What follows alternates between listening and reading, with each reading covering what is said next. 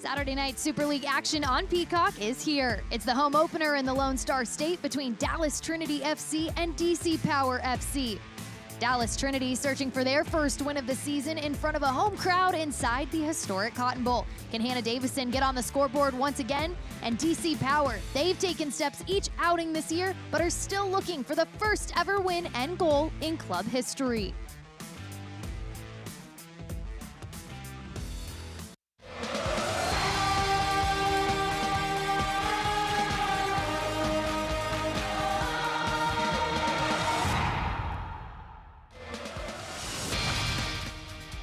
Welcome inside the beautiful Cotton Bowl, the perfect setting in the heart of downtown Dallas for a battle between Dallas Trinity FC and DC Power FC.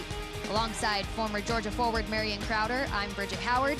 Week 3 of the Super League is off and running. Carolina Ascent sits atop the standings as they continue their strong start to the year, picking up a 2-1 win over Fort Lauderdale United last night, Marion. What a showing it was for Carolina Ascent. They continue to be the top contenders for an early championship, an early trophy lift. And we've got a couple of people who are still waiting to play and a lot of excitement still left, Bridget, for these opening weeks. Well, a lot of firsts still to be had for this DC Power team, including their first goal and first win. But if last match versus Tampa was any indication of what's to come offensively for this group, we're hopefully in for a treat tonight. Exactly. It's the final piece of the progression for DC Power, seeing the ball hit the back of the net. From game 1 to game 2, the chance creation improved tremendously. But game 2 to game 3, you need to see goals. Jorian Bauckham talking with her earlier this week. She's excited to get out on the pitch. Head coach Frederick Briant echoed and said, you know, we're excited to get out here, and all it is gaining that confidence, trying to find one in the back of the net. Well, Dallas eager to get in the win column as well. They're coming off a friendly against one of the best women's teams in the world, FC Barcelona, and an opening weekend draw versus Tampa Bay Sun. And that was a lessons learned type of match. You put yourself in an uncomfortable situation, you expose yourself, and you take the chance. But that's how you grow. And I can assure you that that defeat was met with several lessons learned. One of them being that Dallas is at their best when they are playing through the thirds, allowing their midfielders to dictate the match. And Bridget, Sam Meza will be the biggest part of gaining that control with her ability to solve pressure and connect the dots in the attack. Well, the home opener is finally here for the Dallas faithful. We're looking forward to this Super League showdown in Dallas tonight. We're just moments away from first kick. Don't go anywhere. You're watching the USL Super League on Peacock.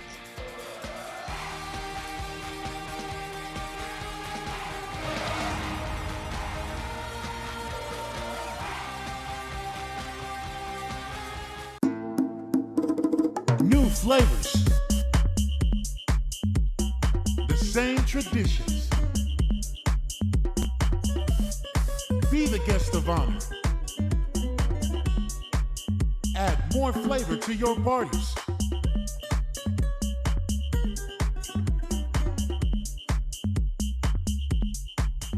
El Jimador, spiked bebidas. This is the beginning. This is a first practice, a first video session, a first pregame talk. This is a first ticket, a first scarf raise, a first kickoff. This is a tapestry of clubs and players and communities inspired by those who blazed the trail for women's sports, ready to inspire the next generation. We are the USL Super League. We're part of a movement, and this is our moment.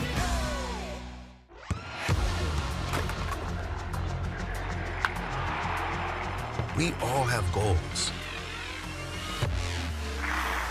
But let's be honest. Most of us aren't going to be professional athletes. But if your goal is to finish your degree, we can help. Come to a university that puts your goals first. Bellevue University, your partner in finishing goals. The two most important days in your life are the day you are born and the day you find out why. Yeah, trick. I said what I said. I don't care. I paint the town red.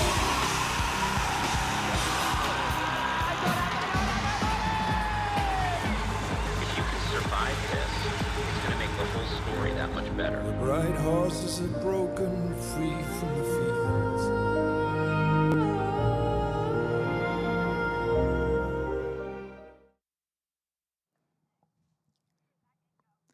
Just moments away from first kick in Dallas with my partner Marion Crowder. I'm Bridget Howard. Let's take a look at the starting lineups tonight. For Dallas, Jordan Hardiman is making her pro debut tonight. We love to see it. She's stepping in for Jenna Weinbrenner, who is out with a foot injury. And alongside Hannah Davison and to her left and Julia Dorsey to her right, it's a great test for Hardiman. Challenging, but balanced with the players around her. And in front of them, Amber Brooks, an absolute smasher defensively, along with Sam Meza, arguably the best all-around midfielder, looking to link up with Alexis Thornton, who has proven to be a handful for teams early on. Well, as for DC Power, quite a few changes to the starting 11 for them. Madison Wolfbauer, who just signed 3 days ago, getting the nod here today. Yeah, and that's because Abby Lee Stringer is not in the lineup. She's not even in the 18, so we're also getting a new center back pairing in Kirasaki and Friedrichs. Amber Diorio and Mernon, they're going to be the normal fullbacks with Katie Duong and Grace Ingok acting as the double pivots, helping to screen the back line and connect the lines in the attack. Mariah Lee and Katrina Guiu, they have a lot of freedom out wide to be creative on the ball with their runs and ultimately connect with the goal scorer, Jorian Bockham, leading the charge. We talked with Jorian Bockham early this week, and she said, you know, when talking about those offensive opportunities, it's been maddening in moments, especially because against Tampa, they had so many chances and they just weren't able to finish. She said it's all about being just a little bit more clinical, but this game really for DC is all about them seeing one go in the back of the net and finding that confidence. Yeah, you know, I was an attacker, you were an attacker. We have all been there where things seem like they just can't come soon enough. And for Jorian Bockham, you have this weight of the first goal, seeing that first one go in the back of the net, and it's a hard mentality to be in. What you don't want to do as an attacker is start to force things, start to take shot selections that don't normally favor you. You want to just be calm, cool, collected as best you can, and trust that the chance creation, the improvement in that area will continue to progress, and you will see the ball go in the back of the net. Well, it is an on-brand 84 degrees here tonight in Dallas at first kick. Our officials tonight, head referee Arana Petronic, Jennifer Garner, Tiffany Turpin, and Gloria Martinez Resendez as the fourth official. We're getting a first look at the home kits for Dallas. Trinity love the maroon that they have, and as for DC Power, they will be in the blue and white striped kits on the road. Head coach for DC Power, Frederic Briant, played professionally in France, also had a great MLS career, New York City FC and DC United. He retired from playing not too long ago, January of 2022. And as for the coaching staff for Dallas Trinity, head coach Pauline McDonald, her visa still has yet to be approved, so it will be GM Chris Petrucelli stepping in for Dallas once again tonight on the sidelines. That's a pretty nice thing that you can do if you're Dallas Trinity. Just go grab Chris Petrucelli out of the owner's booth and say, hey, do you mind coaching a few? Absolute legend in our game, and Fred Briant, one of the most up-and-coming, exciting new minds in the coaching game. Happy to see them both on the women's side. Certainly Chris Petrucelli, 30 years as a head coach, compiled a 415, 178, and 52 record, which is pretty good, I would say. Was the Chicago Red Stars head coach from 2022 to 23. The SMU head coach for a number of years as well, also coached at Texas and Notre Dame. One of those teams had a very favorable day in college football, the other, not so much. Not so much. Heart is broken.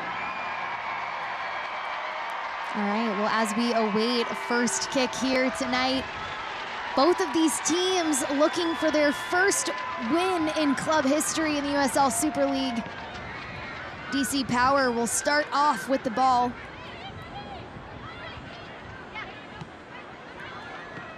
I'll try to send it forward. For DC Power, they're a team that really likes to build out of the back. They want to keep the ball, attack fast. Marion, what are the keys for them tonight if they want to see the ball go in the back of the net? Exactly that, right? It's about making sure that the mentality is not in this forced type of state. They want to be fluid on the ball. I actually felt like In all the matches that we've seen DC Power, they've started the match entirely too slow. It almost seems like they've just been hanging on by a thread. They're just trying to survive the opening minutes. I would love to see them take this one by the horns and really have some tempo, have some bite to these early minutes. DC moving it around the back line. We're getting our first looks at Madison Wolfbauer as she sends one forward, trying to target Jorian Bockham.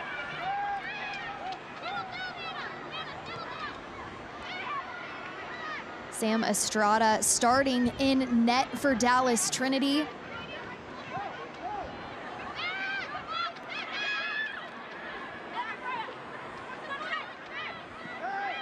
DC doing a good job of limiting any early opportunities for Dallas. Amber Brooks comes up with this one.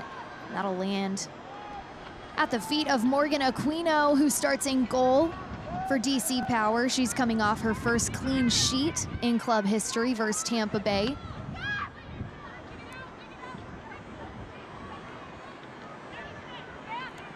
Sam Meza, I mean, we both were so impressed. I know you've covered her previously to her time in the Super League, but I was certainly impressed with what we saw versus Tampa Bay in opening weekend from her. The ball is a magnet to her feet. She keeps it so well, and just the creativity and skill level that she has is really unmatched. And one thing about Sam Meza, we all know what she can do on the ball, her ability to solve pressure as an individual, but she is committed to being a two-way player, and that's something that we saw her grow into at the University of North Carolina. Anson Dorrance told her, if you're gonna make it at the level that we know you can be and that you want to be, the two-way player part of you has to improve. And since then, the commitment to defense, she is one of the hardest working players on the defensive side of the ball as well. And that's exactly what Chris Petrucelli told us, right, on our call earlier this week. He said Sam's a fantastic player, very underrated in defensive abilities. She's able to track back, she slides, puts the work in, and really battles, and she's been so much fun to watch.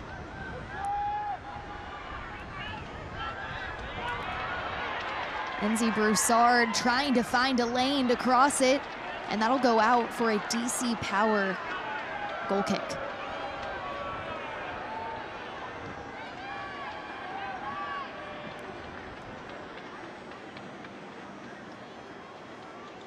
Here's a look at Dallas GM Chris Petrucelli. Again, he is standing in as the acting head coach for Dallas Trinity, as Pauline McDonald is still awaiting approval for her visa. Should be soon. We're excited to see Coach McDonald on the sidelines for Dallas as this season progresses. It'll be a throw-in on the far side of the pitch. A good crowd, a good showing tonight. As the Dallas faithful excited to have the USL Super League home opener at the Cotton Bowl.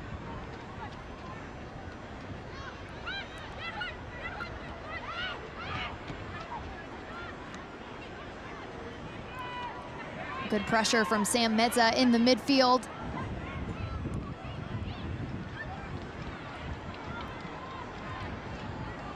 DC wins it. They'll send it forward, trying to find Jorian Bockham.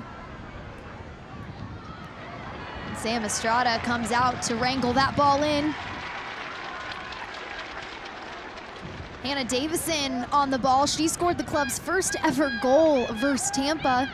Marian, it's been really fun in these first couple matches of the season because the defenders are showing out, coming up and getting in the offensive excitement, scoring goals early in the Super League. They're kind of showing up, the attacking group. I felt like the attackers and the creativity that most of the teams have signed in their attacking group was really the talking point coming into Super League. And I don't know if the center backs, if the holding mids, they all saw that and said, nah, not today.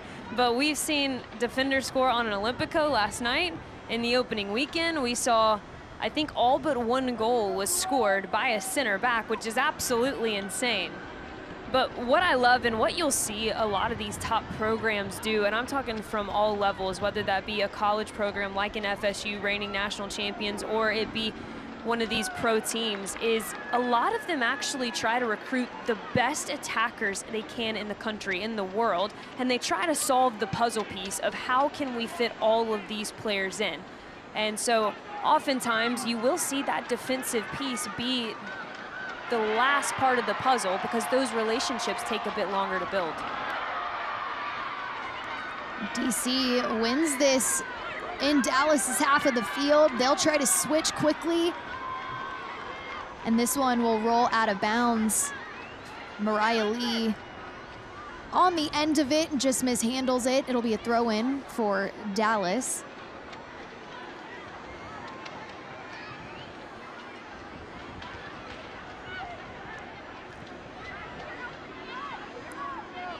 We're seeing DC with the high press. This ball sent forward. DC winning the early balls in the early goings of this match. And we've seen a couple of passes like that in these first couple of moments. Again, Marion, we have to stress that this is just the third match for these teams. There's still so much gelling and getting to know one another going on amongst these teams. Absolutely, and you want to see, yes, the execution is important. We saw just how important execution of a game plan can be last night in the Carolina and Fort Lauderdale matchup. But ultimately, as a manager, as a head coach, what you want to see are the ideas being generated, right? You want to see players starting to think in a certain way that reflect the principles you're trying to build the foundation. And like we talked about DC Power specifically, that was a huge improvement from them going from game 1 to game 2 was the quality of the chance creation. The ideation in the attacking third was so much better, and that's really all you can ask for as a manager in these early weeks.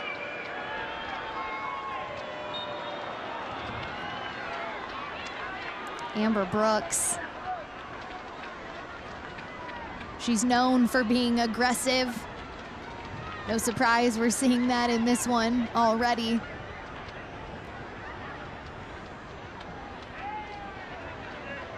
And so just to give you a glimpse too at the back four, we've talked about some of the changes and Wolfbauer and Diorio being that new center back pairing, but I'll also draw your attention in the build to number 3, Friedrich. She'll oftentimes invert, and that's a place exactly where Dallas is going now that perhaps they can start to exploit.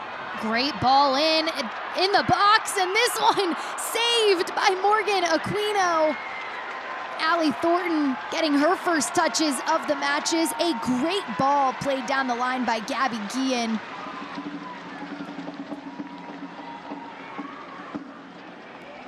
Marion, what do you see here? Exactly, so Friedrichs was inverted. She was trying to recover, and that space ultimately was exploited down Dallas's left-hand side. A great service, had a little bit more time than she thought, but a corner kick, that's all you want to do when you're in the 18-yard box is make it an effective outing, make it an effective entry. Ball sent in by Chioma Ubagagu, and it'll be headed over for a free kick for DC. Excuse me, a goal kick for DC.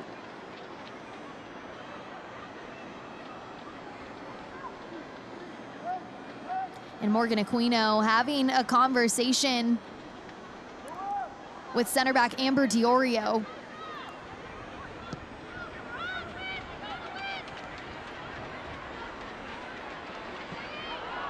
A good step from DC, Jorian Bockham, eager to get some more touches in front of net.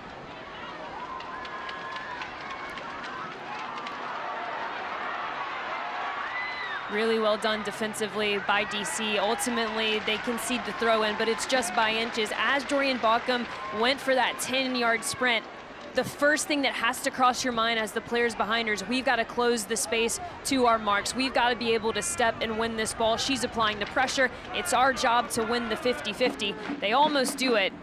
A really good showing early on for DC to try and win the ball in an advantageous area.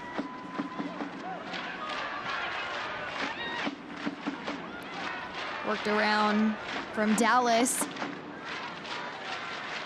Davison to Hardiman. As we mentioned in the open, Jordan Hardiman getting her first pro start. A young academy player, plays club with Solar FC in Texas. She's committed to the University of Virginia in 2025.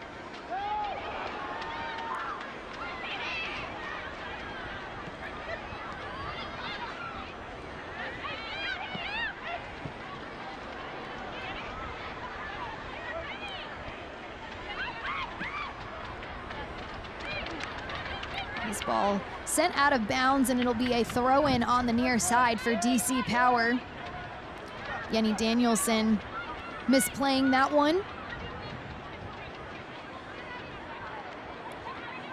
Susanna Friedrichs with the throw-in, wearing the captain's armband. And Dallas switches the field. A great ball by Meza. Julia Dorsey trying to take it up, but it is won by DC. They're moving forward, trying to find Bockham.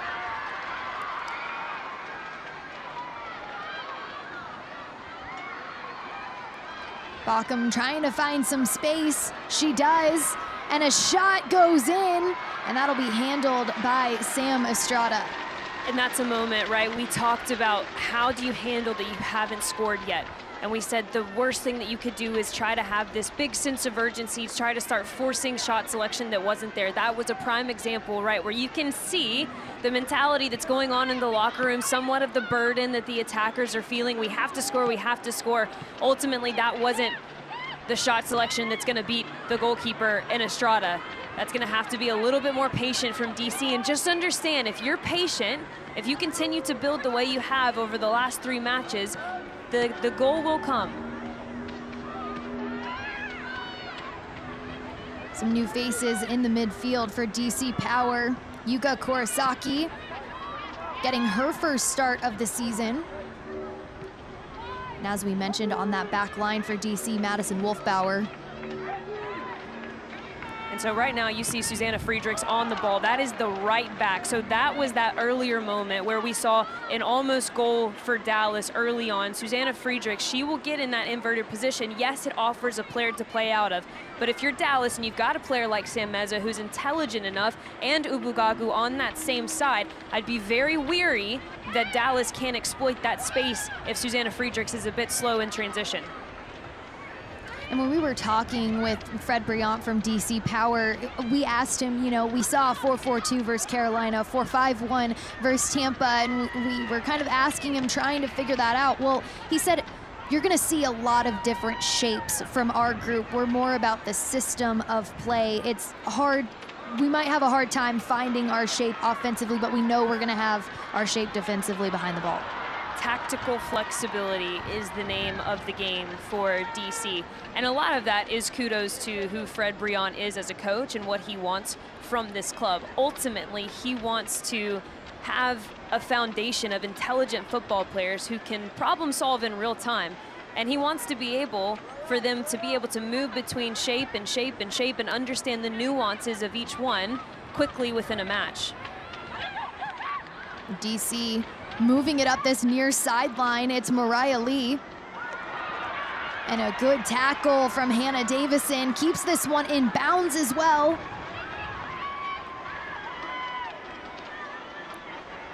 Gabby Guillen will recycle. Hannah Davison sends it forward. And Ubugagu. And Broussard trying to find Meza on that far sideline.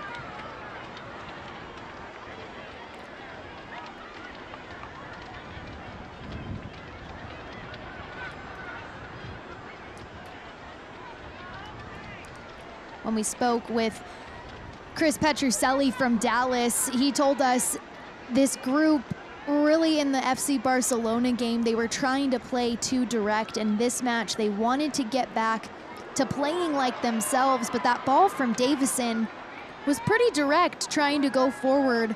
What did you see there, Marion? Yeah, there's sometimes a negative connotation with the word direct, and specifically in that FC Barcelona match, they were trying to be really, really direct over the top, and they were trying to skip lines every single time they got the ball. There are moments when you build in possession, but there are also moments when you see that players are pulled out of position. For example, we keep using Friedrich's inversion, right? And the best decision is to have a direct ball that breaks a line, that splits a line. And so it's ultimately just about finding the balance. But more often than not, Dallas is a team who want to build through the thirds. If they can bypass a line in the midfield, great, but that should not be their first choice because their midfielders are absolute quality. Ubugagu puts a ball into the box and an easy come up for Morgan Aquino. Mishandles this one, but Mariah Lee comes up with it. And this will trickle back to Sam Estrada. And back to that conversation, Bridget, you know, being direct, most people think about just vertical over the top threat, right? But there's also a part of soccer where you can be direct and meaningful in possession, where it's 2 to 3 passes and we're into your 18-yard box. Broussard making her way through the DC Power defense. Jordan Hardiman move the ball around the back. Davison out to Guillen. And a ball sent forward to the hands of Morgan Aquino.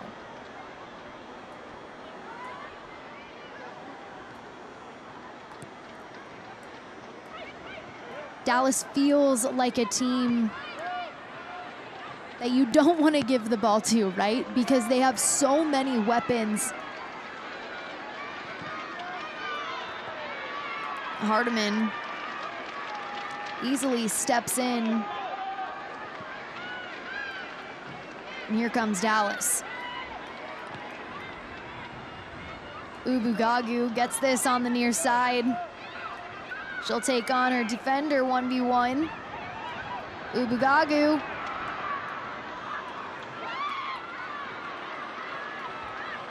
To Danielson, to Meza. Meza loses this one in the midfield, but it'll be tracked back by Guillen.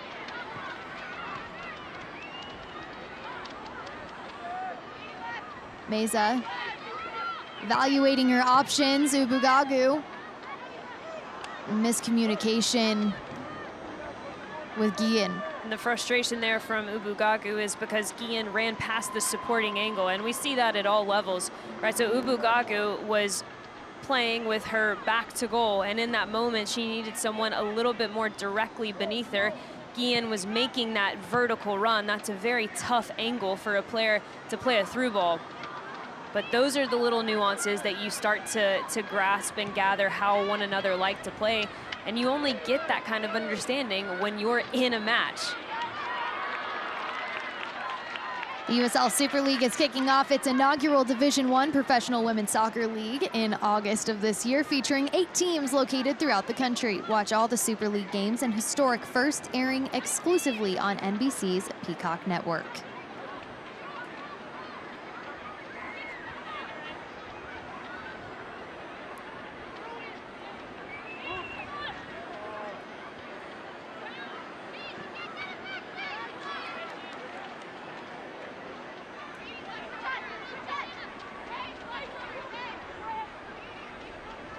Last night, in the early goings of our game between Carolina Ascent and Fort Lauderdale United, it was very back and forth, Marion. There was a lot of pace, very quick start to that match, and here we're seeing 2 experienced teams. However, as we've said, still getting to know one another, but 2 teams that really are focused on primarily building out of the back. And a great ball sent forward to Ubugagu. She'll get this with space, tries to put it across the box and cleared out by Madison Wolfbauer. There's that connecting pass, trying to make something happen is Guillen.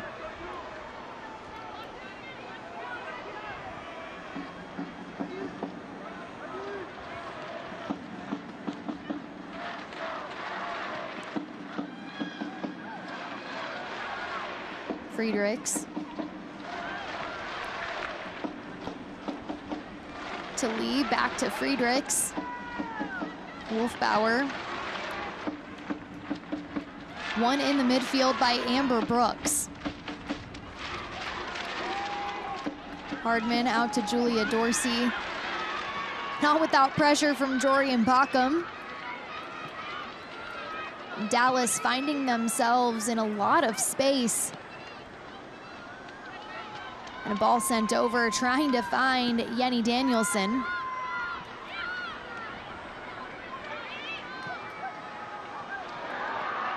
Offer defender, Thornton to Ubugagu. Ubugagu puts it across net. Hits off the crossbar and just misses another Dallas player. And on the backside, a number of players here. You see Allie Thornton, it goes to Ubugagu. She puts it across, back to Thornton, and it hits off just the inside of the crossbar. Broussard trying to put something on it as well, Marion. It was really just the conviction to get to the inline from Dallas. That's when they've been at their best in the attack, right? Not trying to force these lofted balls over the top, but a hard run to get to the inline, whether that's on the dribble, whether that's off the ball. That's when they have created the most goal-scoring opportunities. And they are knocking on the door, no doubt. And if you're DC, this is kind of that moment, right, where we talked about the first 20 minutes in all of their matches. It's felt a little bit like they're just trying to hang on. Where we're past the 20-minute mark, and now you need to start thinking about settling into the match and getting your midfielders onto the ball a bit more. We have hardly seen DC play through the midfield, and because of that, we're hardly seeing combination play in the final third as well. Fred Briant told us in our conversation earlier this week that in that second match versus Tampa Bay, he felt those first 15 minutes they were playing scared, as you said. And he said they had a good discussion on the sideline, and he was straight with them. He said, we need to be who we are. We need to get back to that. Do what I ask you to do. And they responded very well. And that came from a hydro break. I don't know if we're going to see a hydro break in this one tonight, but this group knows what they need to do. And again, all these teams heading into new venues they've never played in. There's still a lot of jitters and excitement when it comes to these matches because this league is so new. But DC trying to find their footing in this match. Good passing from DC. Coughed up in the midfield. Jenny Danielson with the shot, and how about that save from Morgan Aquino? So a couple things, right? There wasn't enough pressure on the ball, but that's because the defenders were so focused on a wide open Ubugagu over here on the left-hand side. Why was she wide open? Friedrichs was slow to transition from that inversion and loss in the midfield. Ultimately, it's a fabulous decision from Thornton to have a shot on goal because everyone is thinking that that ball is going to go left. It's wide open. She takes him for a ride and almost catches the goalkeeper by surprise. Ubugagu wins this at the top of the box, trying to find some space. Guillen on the outside puts it across the box, and a tough collision between Amber Diorio and Broussard.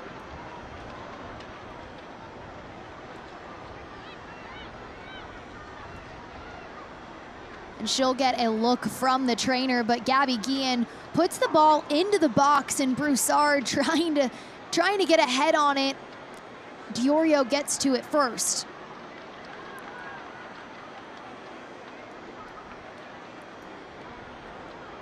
Marion, it's been very clear in these last couple of spells from Dallas that maybe the miscommunication defensively, it's opening a lot of space on that near side for whether it be Ubugagu or Guillen. And here's the thing, if you're going to build out of the back, that's totally fine, right? DC has the players to be able to do that. They've got a goalkeeper who's very good with her feet as well. But if you're gonna risk, especially against this Dallas team, to build with a 3-back, you have got to be clean in the build, especially when going from your defensive line to your lower holding midfielders. That part of your build cannot be sloppy whatsoever. It can be a little bit more creative once it gets higher up the pitch, but the way that Dallas is pressuring and trying to funnel them into making a mistake, that's what's causing all the problems right now. So I actually think it's quite mature, right, for Friedrichs to offer herself in an inverted position and offer another option to build through the midfield. Totally fine with it, but just be cleaner if you're going to take that chance. A restart for DC. And again, one in the midfield, but that was a step from Jordan Hardiman, and it'll be a free kick just on the inner parts of their half of the field.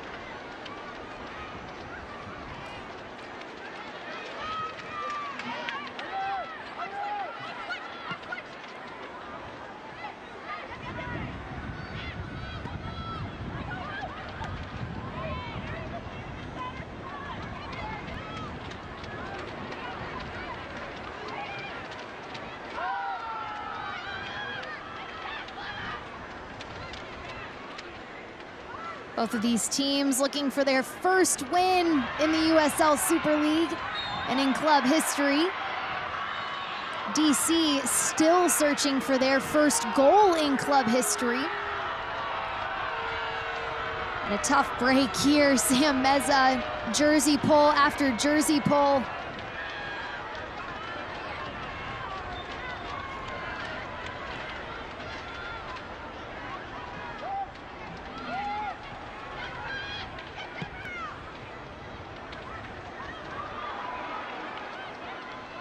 This ball will trickle back to DC at the feet of Morgan Aquino.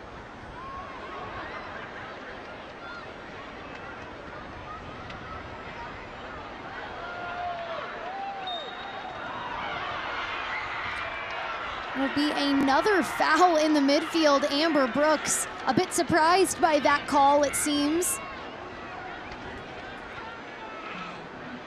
This might be the longest I've seen Amber Brooks go in a match before getting her first foul called. That might be her first foul. If not, it's only her second. Amber Brooks is a player, obviously. We talked about her being a smasher, right? She's much more than that, but that is definitely a huge element that she adds to this Dallas midfield that not a lot of teams have the ability to say and have the ability to rely on. And I love that they lean into that. They let her control and dictate the physicality within the midfield, and man, has she come up big for them time and time again and really made life difficult for her opponents. And a ball tried over the top to find Bockham, but again, Estrada coming up with it. Gian Ubugagu to Davison, and a tough ball, Jorian Bockham, and she puts this one away. That confidence now soaring for Jorian Bockham after finally seeing one go in the back of the net. DC Power's first goal in club history.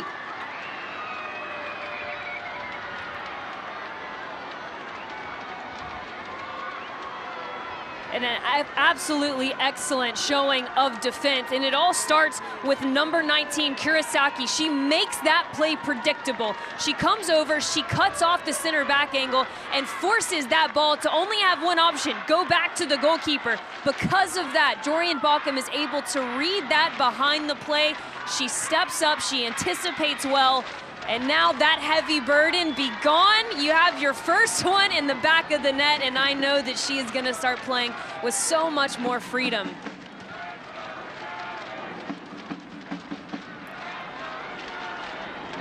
And this one sent out, a throw-in for Dallas.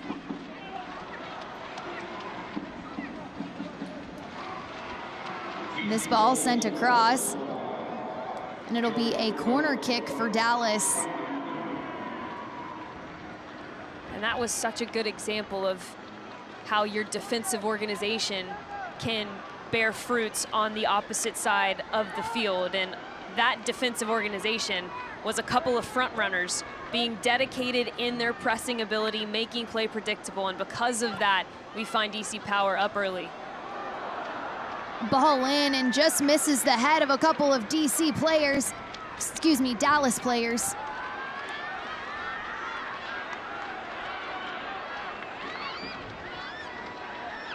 Yu working back defensively. It'll be a throw-in for Dallas. Quite the crowd we see on the far side of the field for Dallas. Again, their home opener tonight in the Cotton Bowl. It's a pretty cool thing to say. Absolutely. Such a historic stadium.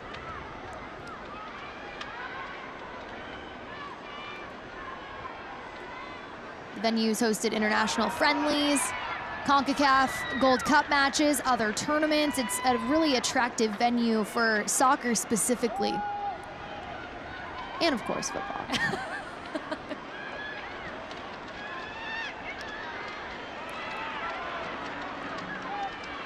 DC works back defensively. Estrada calling for the ball, wanting her group to just take a minute, reset.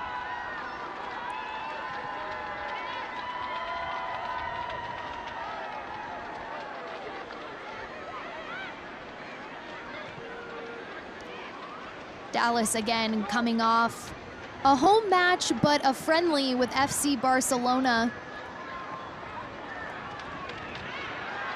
They ended up dropping that match, but again, Chris Petrucelli telling us that it was an incredible opportunity for this group of women. They were able to get everyone into the match. Everyone had playing time. And he told the group afterwards, we will not play another team as good as this, and we will not play another team as hard as this one was. Chris Petrucelli has been in the women's game much longer than most, and he is a very well-respected figure within the women's soccer community. And when you hear the kind of praise from him that we did, that is potentially the best women's soccer he has ever seen in his entire life, you know that holds a lot of weight. Because I'm not gonna lie, my man's seen a lot of women's soccer.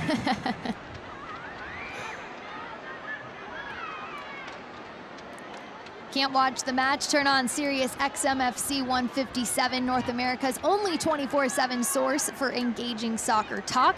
Debuting on Wednesday, September 11th, USL Super League Game Week, a deep dive into all things Super League with hosts Marion Crowder and Anna Whitty. Follow along on the Sirius XM app. Well, I will be tuning in. Will you? Marion. September 11th, don't forget it. Do you want me to make a calendar reminder? Yeah, put it on my calendar.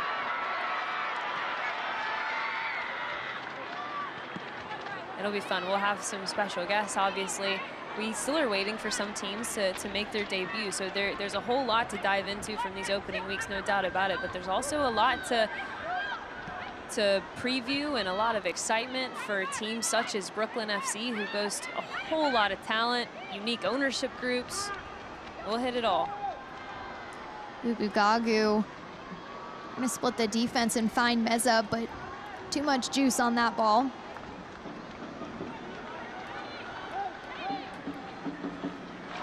What I think is so unique, because it's incredibly rare to be with a league from its beginnings, right? Yep. The fact that all of these teams are at very similar points in learning one another, gelling together. So these first couple of matches, really it's just our first looks at these groups, as it is for themselves as well, but the spring calendar will look much different. And a ball in. Allie Thornton plays it right to Morgan Aquino, but it was Yenny Danielson. Plays a great ball across, and Thornton unable to find the net. I like what Yenny Danielson has brought to this match so far. She's been quite difficult, making deep lying runs out of the midfield, forcing a lot of decisions from the DC Power backs, but to be as simple as I can, when they get in line, they are at their best, right? I've said it once, I'll keep saying it. All of their almost goal-scoring opportunities. Broussard! Aquino! What a save from her.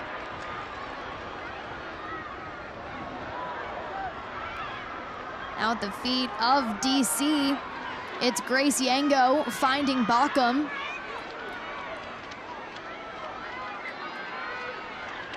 Dallas, again, a team you do not want to allow for quick transition opportunities.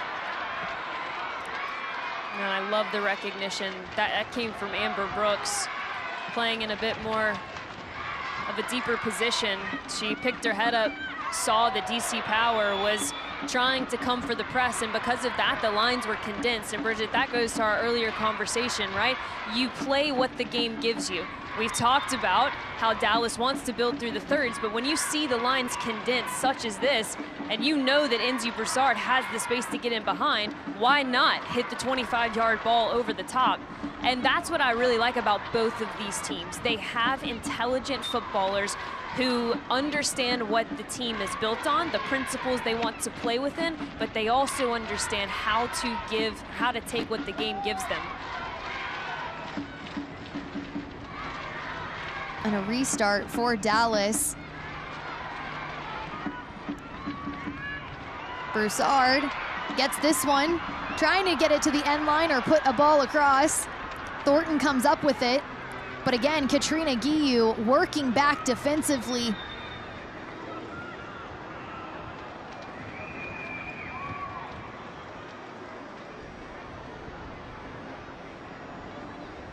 Irina Petronok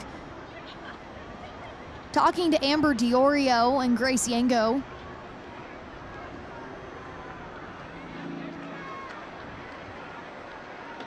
It'll be a restart on the far side of the pitch for DC.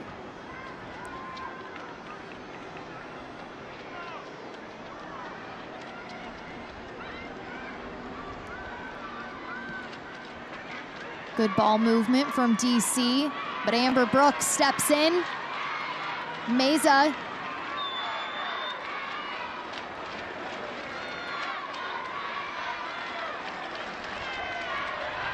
It'll be a restart, free kick for Dallas. DC, you know it had to have been in their game plan. Don't let Meza get many touches on the ball. It just takes 3 striped jerseys to bring her down. That's all. You can see they're collapsing on her early, really limiting her touches here in this one. When you think about how to deal with impact players or players who perhaps have physicality traits that you don't, I'm thinking like an Enzi Broussard.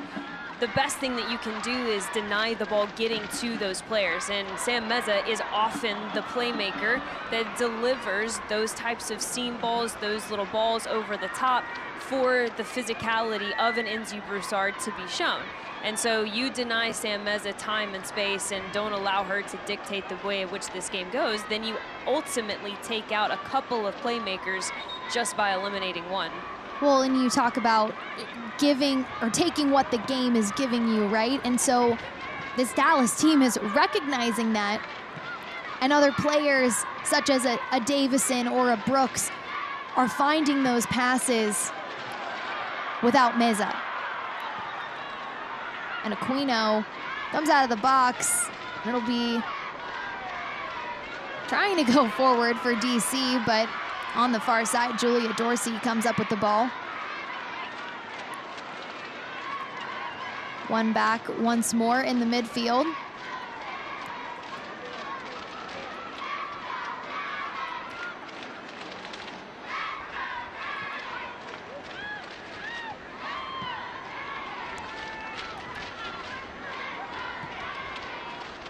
Sent out wide on the near side. Mariah Lee with the ball at her feet. Guillen with the good defending.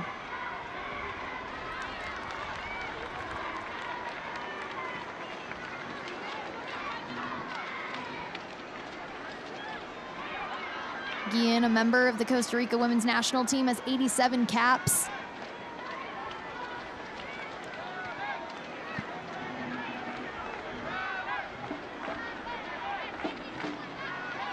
And Dallas has had moments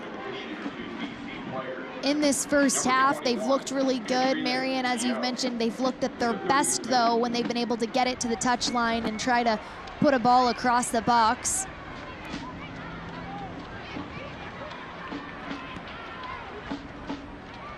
Can they even this one up before the end of this first half?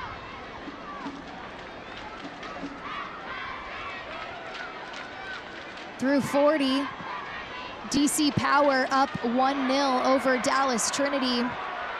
Thanks to Jory and Backham. Enzi Broussard gets this, gets it to Dorsey, and a collision in the box. Amber Diorio has been all over the place for this DC team. Now slow to get up in the box.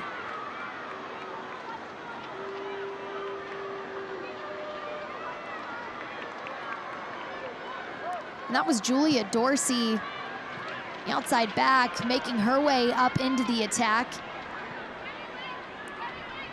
She played both lacrosse and soccer at the University of North Carolina. You literally never hear that. I was gonna say you don't hear that every day, but like you literally never hear it. You don't. She was just the 6th athlete in school history to play for both. Ball sent to the top. Friedrichs to Guiu. Guiu raising her arm, looking for a foul. Estrada ends up with it.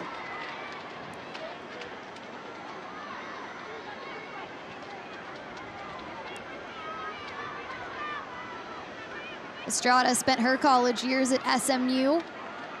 She tore her ACL 3 times in college. Couldn't imagine that. Rehab is a very, very lonely road, and it's often a time where you gotta have a choice as a player, right? Am I gonna shut down, or am I gonna try to be as productive with this downtime as I can be? And so often you'll hear players come back from those types of injuries with a much better understanding of the game. Ubugagu finds Broussard on the far side of the pitch. Broussard trying to find space. Brooks, Dorsey, back to Brooks, trying to find Broussard. Cut off by DC, but Meza will come up with it.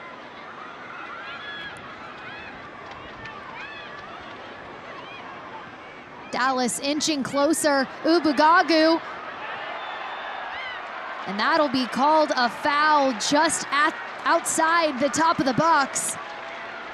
Amber Diorio seeing a lot of time on the ground in the early goings of this match. She is. She's had to be quite active, and that's definitely a yellow card. No play on the ball there from Amber Diorio.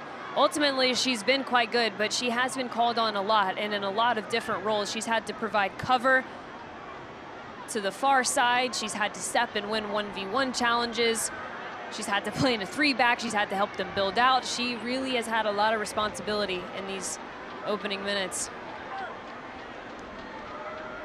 Dallas has 3 players standing over this ball. 2 now. Brooks, as she walks towards the box. It'll be Broussard and Ubugagu standing over the ball here. A great opportunity for them to even this match as time winds down in the first half. Over the ball, Broussard. She'll take it herself, and it'll go right over the crossbar and out of bounds.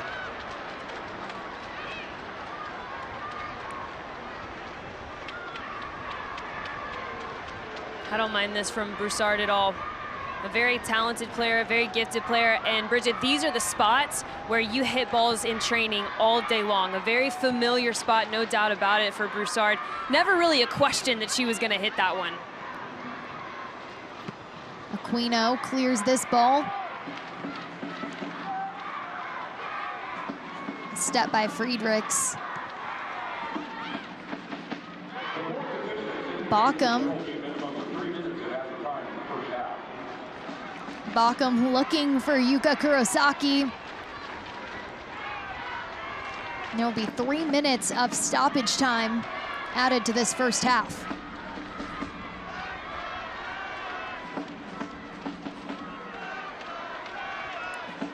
Again, both of these teams eager to find their first wins in USL Super League history, and in club history, I should say. Dorsey gets it on the far side, sends a ball into the box, trying to find Broussard. Ubugagu recycles, looking for an opportunity once more. Brooks. Danielson back to Brooks. DC comes up with it. Jorian Bockham making her way up the field, loads of space. She'll keep it herself, out to Mariah Lee. Mariah Lee puts it across the box, and this one will roll out for a Dallas goal kick.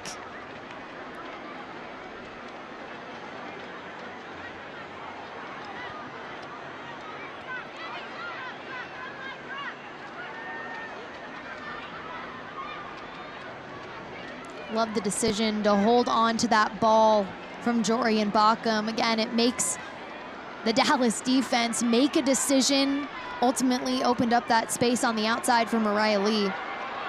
This ball sent forward.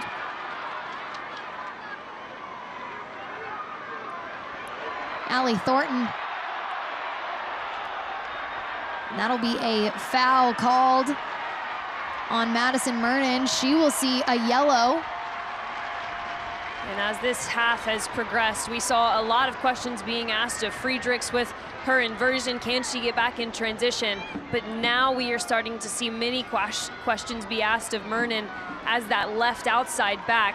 When players are going 1v1, they're targeting that left-hand side. That's forcing Diorio to have to come and provide cover, which is ultimately opening up some gaps in the 18-yard box for Dallas.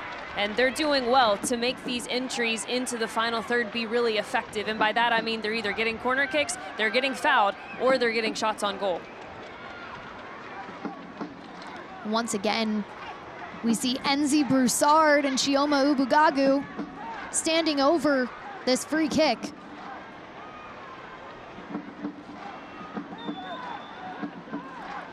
Ubugagu puts this one into the box. It will go out for a DC goal kick.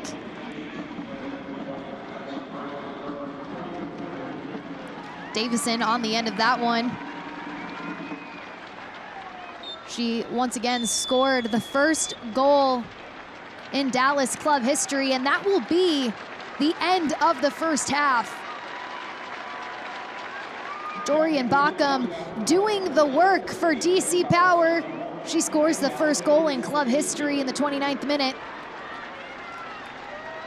I thought DC picked their moments defensively quite well, and I thought ultimately the front runners did an excellent job of making play predictable. That's what led to the opportunity to score that goal. Jorian Bockham was composed in the finish. Really an excellent showing in the first 45 minutes. And then for Dallas, continue to have that conviction to get in line in the second half and start to expose the gap between the defensive third and the midfield third, where perhaps Sam Meza could be really effective. A lot to build on for both of these squads as they look to the second half, but Jorian Bockham putting DC up 1-0 at the break. Don't go anywhere. We've got more coming for you after this.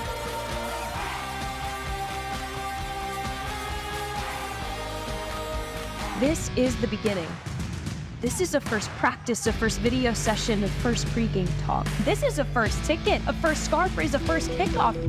This is a tapestry of clubs and players and communities inspired by those who blaze the trail for women's sports, ready to inspire the next generation. We are the USL Super League. We're part of a movement, and this is our moment.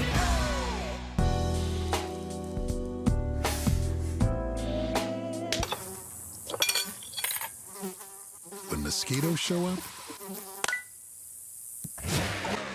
so do we. Terminix it. Pain doesn't care who you are or why you hurt, but pain can be mastered if you know the way. Fight back with Tiger Balm's legendary herbal power. Trusted for over 100 years.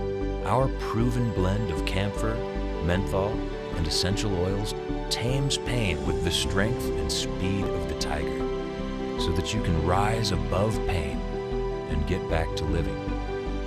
This is the way of the tiger.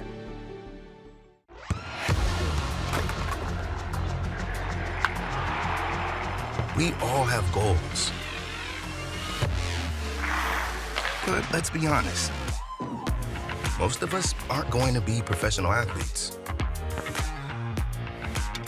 But if your goal is to finish your degree, we can help. Come to a university that puts your goals first. Bellevue University, your partner in finishing goals. The two most important days in your life are the day you are born and the day you find out why. Yeah, trick. I said what I said. I don't care. I paint the town red.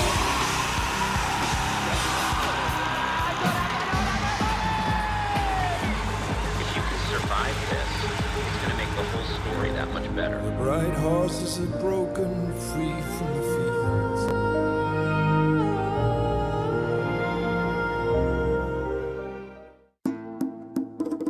New flavors. The same traditions. Be the guest of honor. Add more flavor to your parties.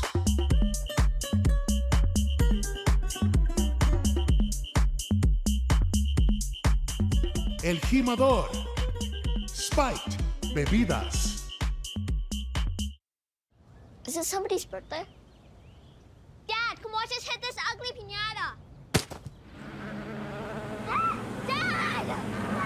When Hornets show up, so do we. Terminix it.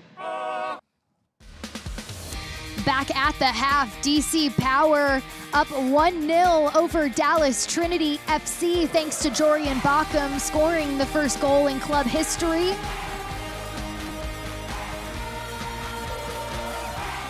Well, before the match tonight, the mayor of Dallas, Eric Johnson, came out. The USL Super League president, Amanda Vandervoort, was out celebrating the inauguration of this new home stadium for Dallas Trinity, the Cotton Bowl. Very exciting moment. Amanda Vandervoort has certainly got her miles in the air. She's made her way to a lot of these opening matches around the USL Super League. Well, we've got more for you coming up after the break. DC Power up 1-0 at half. Don't go anywhere. USL Super League on Peacock.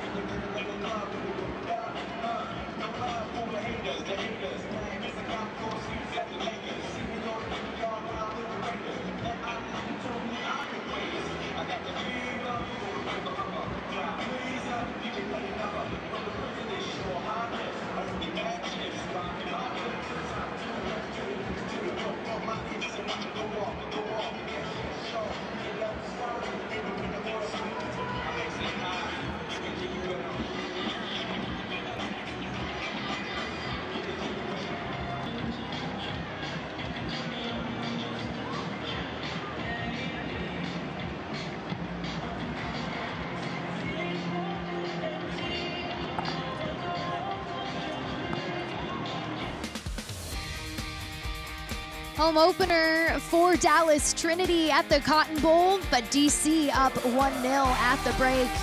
Jorian Backham with the first goal in DC Power Club history.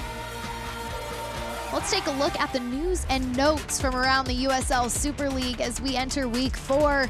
We've seen a lot of professional debuts across the league in the first 5 matches of the inaugural year. 34 players have made their professional debuts, and how about Jordan Hardiman in this match tonight, making her first pro start.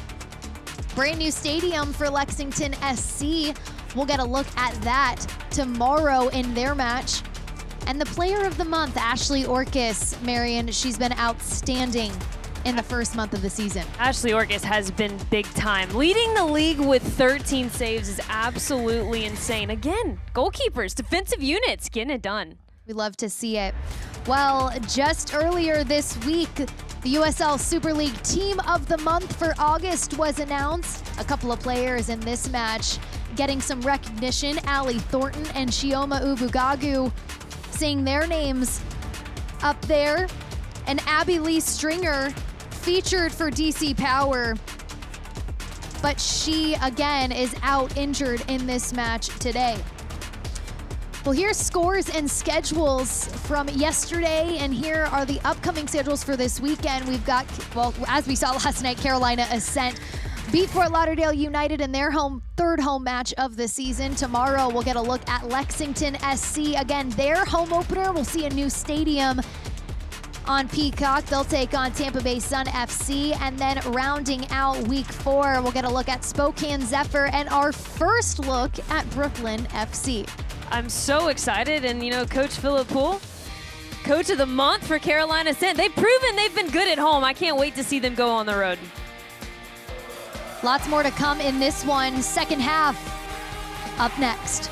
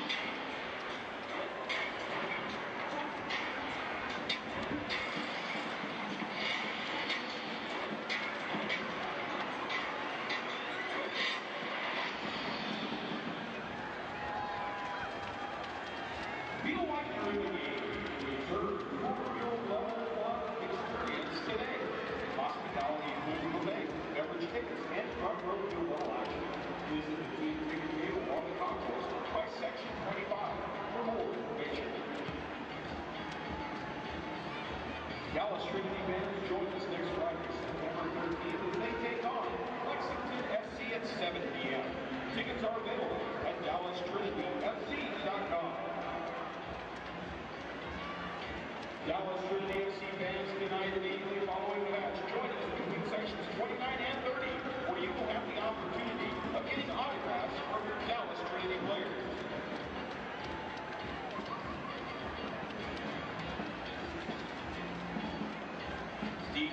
FC would like to welcome tonight's crews in attendance. Dallas Legends, Lady Bobcats, Miami Sosa and Friends.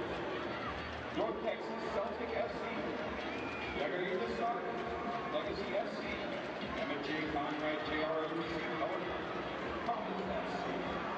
Sting 16 G. Sting ATG. FC Legends United. Urban Soccer Association. Coach Club Greater Dallas.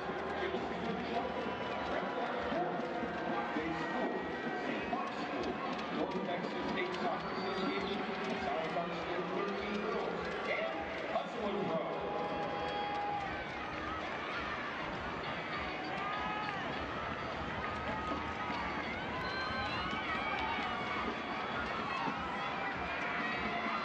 Ladies and gentlemen, welcome back to the field for the second half of play. Saturday night Super League action underway at the Cotton Bowl in downtown Dallas. DC Power ahead 1-0 with the Jorian Bockham goal in the first half. Looking back at the first half, I mean, Dallas really came out swinging early in this one. Offensively, they were seeing a lot of success getting to the touchline and serving balls across. It felt like for quite some time, Bridget, that Dallas was going to be the team to get on the board early on. I do not know how the laws of gravity even work for this ball to not go in the back of the net. Inzy Broussard, who had such an electric 45 minutes, she can't get the back heel over her head. I don't know how that even happened, but ultimately that was one of the best goal scoring opportunities for Dallas. What worked for DC was their defensive structure and the ability of their front runners to make play predictable. Number 19, Kurosaki, gets just as much credit as Jorian Bockham for making this play predictable. Jorian Bockham anticipates that, steps up, a lovely touch, and a composed finish for DC Power's first goal on the season. And it's what they've been searching for, and what I imagine has boosted Jorian Bockham's confidence immensely. Head coach Fred Briant said all it was going to take was one for this group to get that confidence, see one go in the back of the net, and they did just that in the first half. Well, as we look to get this second half underway, you know, I'd love to point out for Dallas, I feel as though the unsung hero that really had a hand in so many of the offensive opportunities was Jenny Danielson. She caused some fits for that DC back line. She was able to find space out wide, whether it was Enzi Broussard or Ubugagu, or holding it herself and getting dangerous looks. I would really like to see Jenny Danielson in this second half play a little bit higher in her positioning and stay a bit more central, because Bridget, I am with you. I think Jenny Danielson's one of the most underrated midfielders in the Super League action so far, and we saw DC Power in the first half with this massive gap between their defensive line and their low block holding midfielders.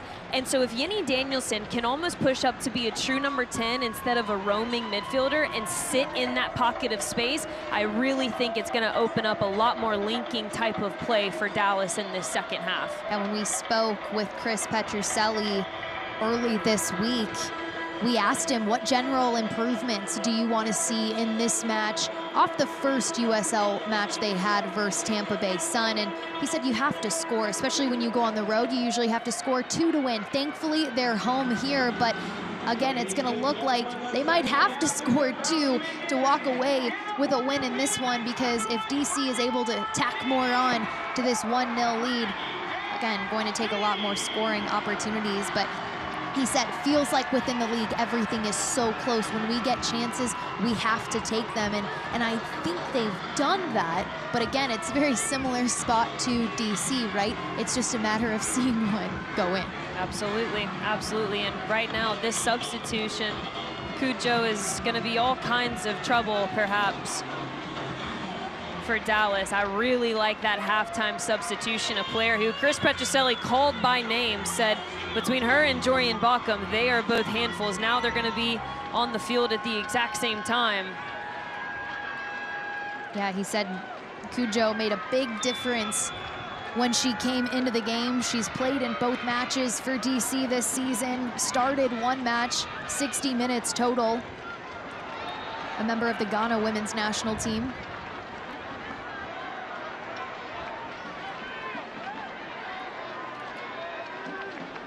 Marion Crowder, Bridget Howard with you on the call for the second half. DC Power looking for their first win in club history. They checked that box of first goal in club history in the first half, thanks to Dorian Bockham. Dallas as well, looking for their first win in club history. And it always takes it up a level when you're on your home turf. You want to defend home turf because realistically, it's the easiest place you're going to play.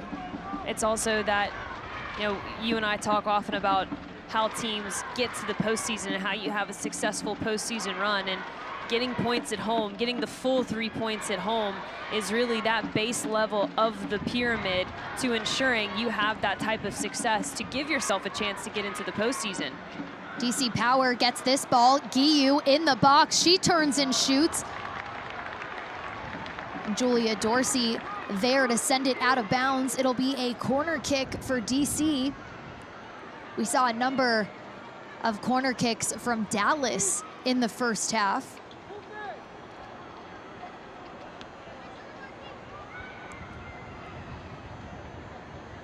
Jennifer Cujo will stand over this corner kick.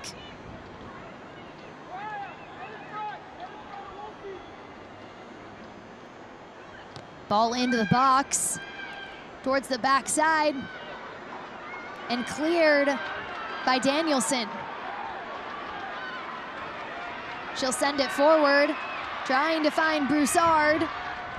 Aquino lofts this one out of bounds. That's where you see that quick transition from Dallas.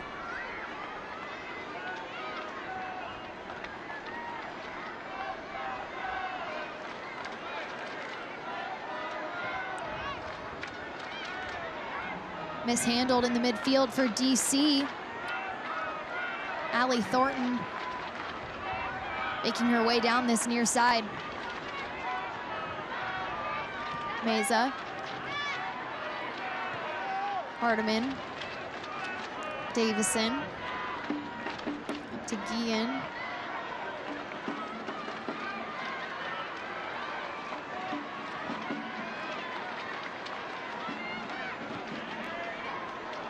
Ball intercepted by DC.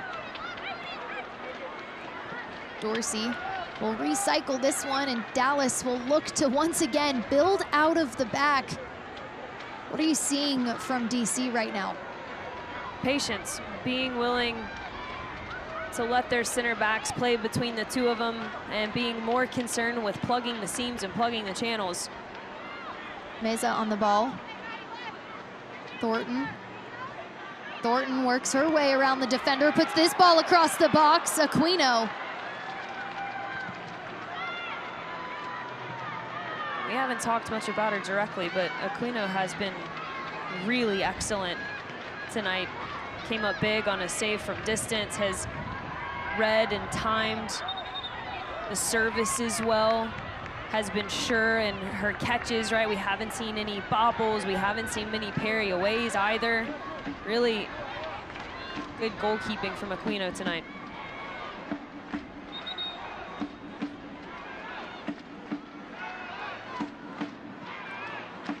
Ends up being a throw-in on this near sideline. A tough battle right at the halfway point. Kirasaki.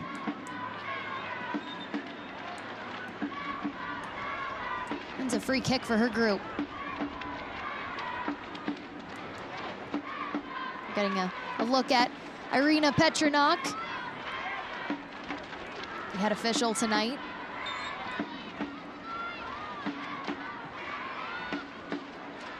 Diorio opts for the back pass. She looks to send it forward. Mernon up the pitch, puts the ball across the box, and on the end of it is Bockham, but it'll roll out of bounds for a Dallas free kick. Absolutely love this from DC. The game has had such a lull since coming out in the second half, and then all of a sudden DC wants to turn on the Jets. An individual effort, and the decision to play that early ball in behind the back line was spot on. Dorian Bockham, such an intense player, but really fun to watch in terms of what she's able to do, not only with the ball herself, but the runs that she's able to make. It always seems like she's at the right place at the right time.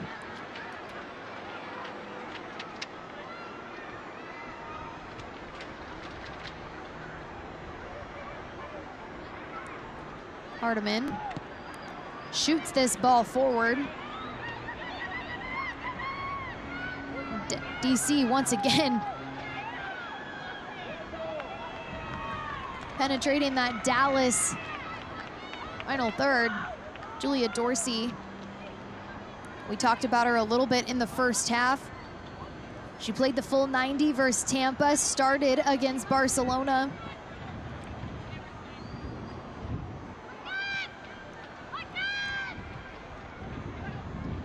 DC trying to tack on to their lead. This will go out for a DC throw-in.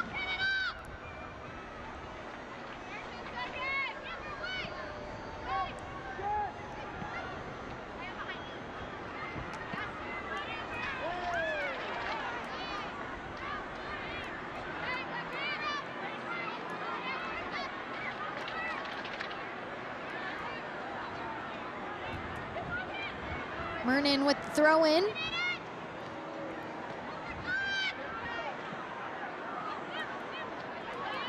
Dallas with their home opener tonight. They'll look to host Lexington Sporting Club in their next match. Lexington, again, with their home opener tomorrow, taking on Tampa Bay Sun. Quite the crowd we have here tonight at the Cotton Bowl. Dallas is such a hub for women's soccer specifically, and I know this city is very excited to finally have a pro team right in their backyard.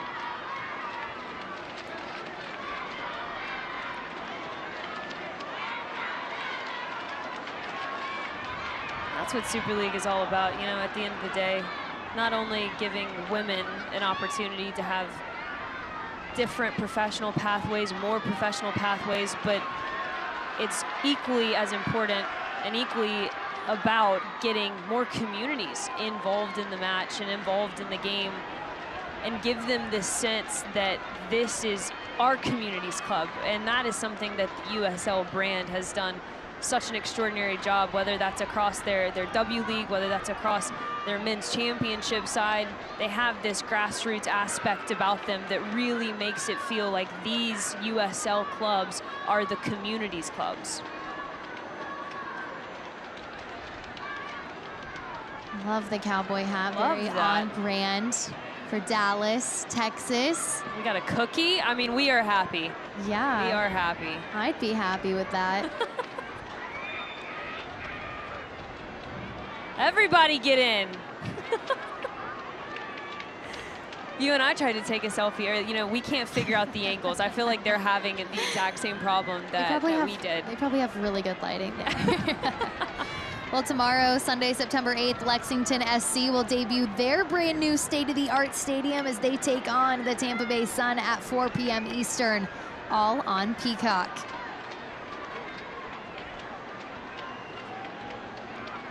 DC has really done an excellent job to take the home crowd out of this match so far. It's been quite silent and pretty slow since the opening whistle to the second half. We've had some stops, we've had some restarts, but as fans are seeing themselves on the Jumbotron here at the Cotton Bowl, I assume that as this match grows a little bit deeper and Dallas continues to chase the game, this home crowd is going to continue to get more involved. It's going to continue to be loud. And if you're DC, what does that mean? And now it's about having a professional performance, right? Being balanced in your risk versus reward decision making.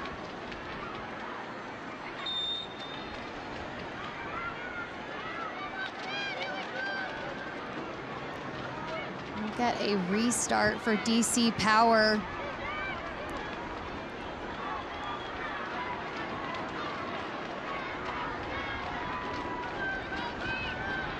Friedrichs making her way back onto the pitch. A short break there for both teams, making sure Friedrichs all right after that battle on the touchline with Ubagagu. When you get a quick moment with your group, as Petrucelli just did, what do you imagine he's telling this group at this moment? I think he's trying to inject some life and some energy into it. So much about what you address in those small breaks is the mentality and the attitude of your team. And right now, I would think that he doesn't feel like the energy is enough. I've been around Chris long enough. He's actually coached me to know that this kind of energy and this kind of momentum is not really what he wants from his team. Chris Petrucelli is a really sophisticated coach because he expects a lot, and he expects a lot on a couple different fronts. He expects you to be able to build through the thirds, right? We've talked about that for Dallas specifically, but there's this 5 seconds of fury type of defensive mentality he also wants you to have. This ability to commit to winning the ball back immediately after you lose it. And that right now for Dallas is what's lacking, that little bit of bite.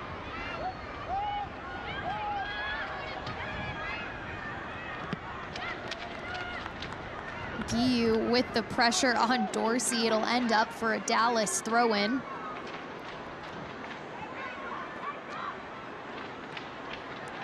We haven't said Guiu's name nearly as much tonight as we did in their match versus Tampa Bay Sun. A big part of that is because Yuka Kirasaki, the number 19 for DC Power, has been all over the pitch. She has been perhaps the unsung hero for this DC Power side. She's not only been really good defensively, but her involvement as the 10 and almost sometimes as a false 9 has opened up a lot of space for players like Jorian Balcom. Kirasaki trying to find a player in, and does, but lands at the hands of Sam Estrada.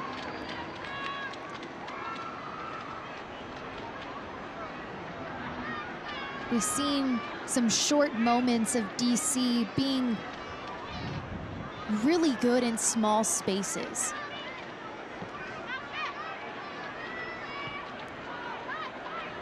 DC winning possession in the midfield.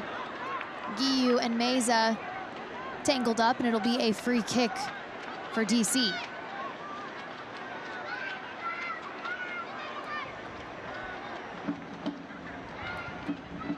Jennifer Cujo will be called upon to take this free kick.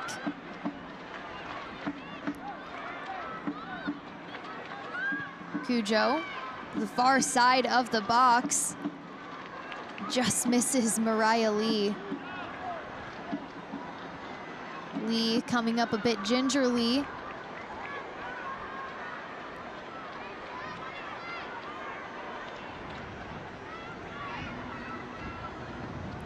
So fascinating seeing what these teams are trying to build. Everyone's identities starting to form. This game, a stark contrast from what we saw last night between Carolina and Fort Lauderdale. A lot of speed here in this one. Again, as we've said, both teams, they want to keep possession, build out of the back. Amber Brooks shoots this one out wide to Broussard. Broussard with the speed. She'll take on the defense. Guillen. Broussard once again. And that'll end up being a foul on Broussard. It's Broussard and Madison Wolfbauer. Wolfbauer in her first match with DC. We'll get a look at this here, Marion.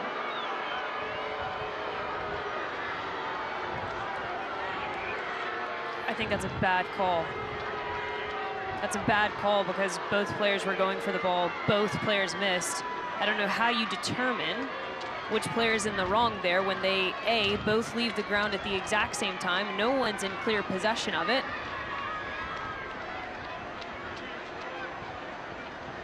And it wasn't like either player actually went through the ball cleanly, right? If we take a look back at that replay, both players somewhat turn away from the tackle. They just kind of stick a toe out. So you watch both players turn, right? And both of them are trying to avoid the contact, trying to avoid the late collision.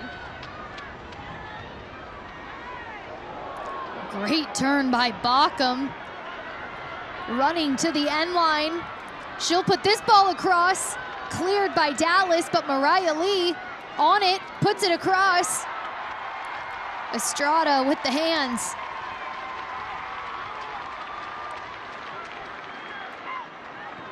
We talk about Morgan Aquino, but we also have to talk about Sam Estrada. With the exception of the Bockham goal, she also has been pretty steady for this Dallas team. And on that goal, there was really nothing she could do. It was all credit to how DC Power played that defensively. Because ultimately, with Kirasaki's positioning on that back pass, the only option was Estrada. And in that moment, you're already committed to being involved in the build-up.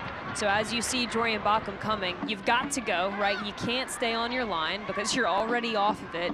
It was no fault whatsoever of Estrada.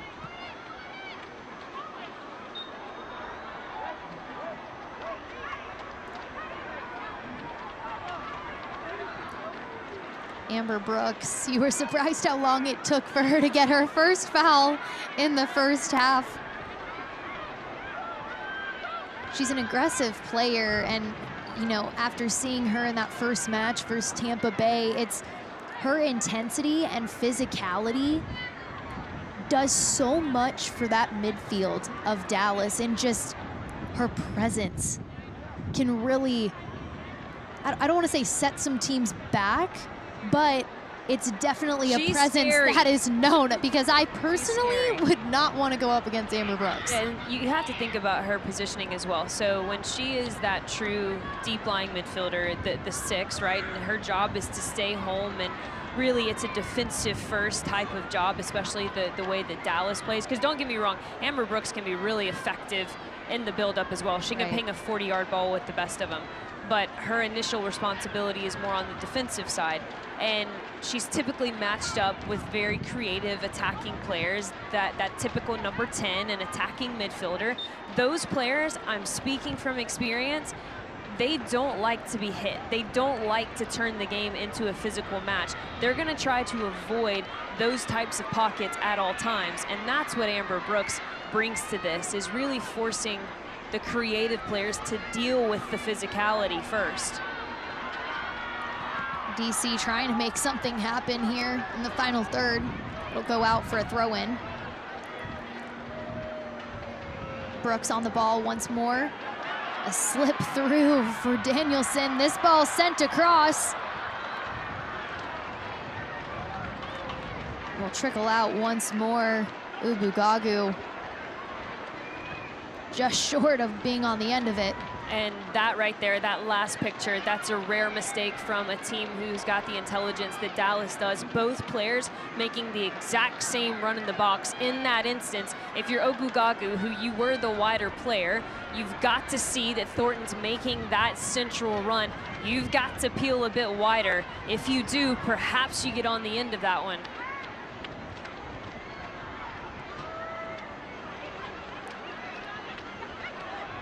Dorsey with the step. Meza shoots and scores! Sam Meza evens this one up. Her first goal of the season.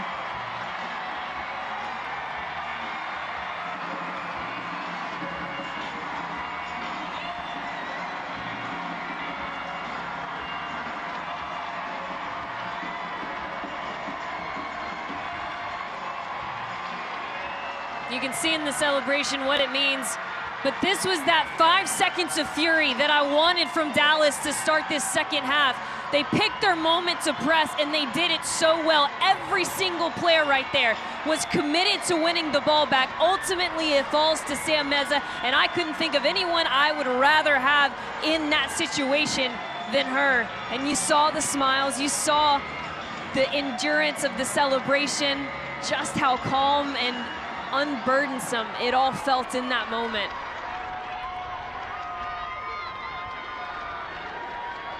A couple of subs coming on for DC.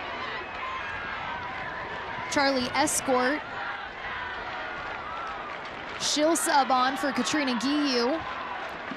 And we'll also get a look at Anna Bagley as she steps on. You know, Bridget, we talked about DC Power's scoreless drought, but I would actually argue it's probably been tougher for Dallas and what they've seen in the scoreline. Remind you, that was only their second goal of the season. They just went through a 6-0 shutout to one of the best teams in the country, or in the world, excuse me. And so there's been this sense, because they have outpossessed almost every single team that they have played, and they've always felt in the games they played that they were the better team because they've been on the ball more. But when you have all of that working for you, and you still find yourself at an even score line, or you still find yourself at a deficit, only having 1 goal on the season, that's frustrating because you're doing everything right, but for some reason, you're not seeing the results. And that was a moment where they decided to go defensively, and it paid off in the attacking front as well. And so now we have both of these teams really playing, hopefully, a lot lighter and a lot more free through the final third.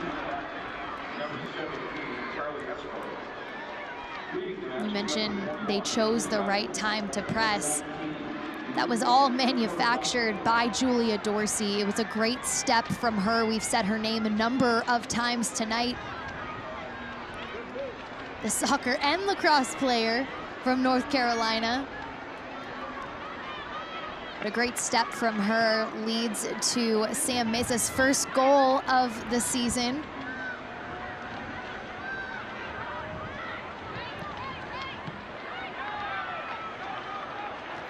Thornton will slip this one. Trying to find Gracie Bryan. Bridget, I don't know about you, but I'm speaking to my younger self and any younger players that are watching this. I know it's frustrating when your coaches are forcing you to have to defend, especially as attackers. But we have now seen from both goals the importance of being a two-way player and having this defensive willingness about you. And if you're a younger player, I encourage you to go ahead and learn the lesson now that it matters.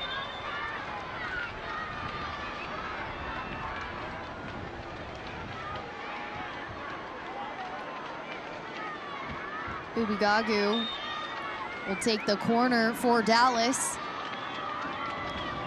Had a number of set pieces in this match. Ball in. Amber Brooks with the header. Ball bouncing. Sam Meza. She'll send it back out wide to Ubigagu. Cleared out by DC.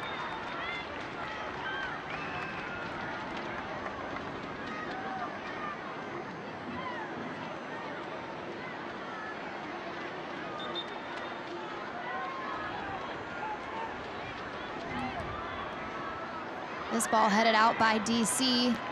It'll be yet again another corner kick for Dallas Trinity.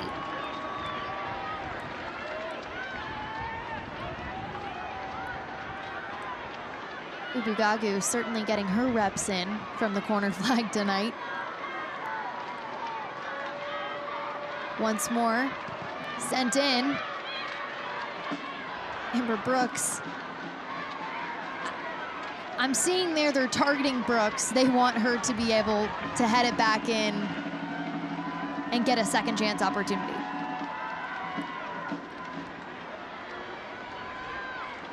DC trying to find a way out. Meza on the ball. Hardiman, excuse me, Bryan.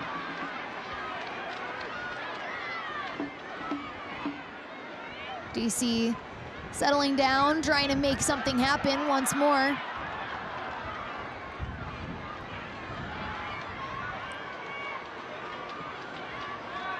DC finds Bockham up top. Good They'll switch. switch the field.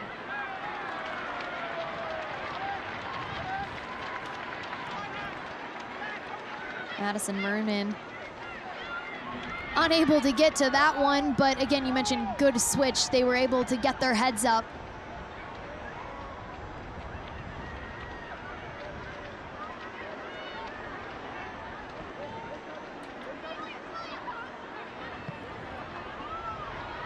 This ball sent forward.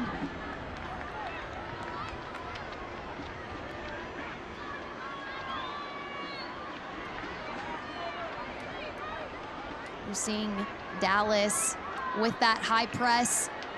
Again, forcing DC to be on point with their touches. And here, Ubugagu puts it into the box. Cleared by Wolfbauer.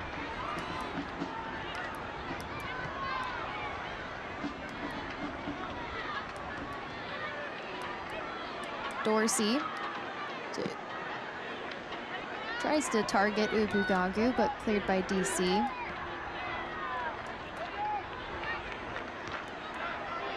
Very similar now what we're seeing from DC in terms of what they did, Dallas in terms of what they did in this first half.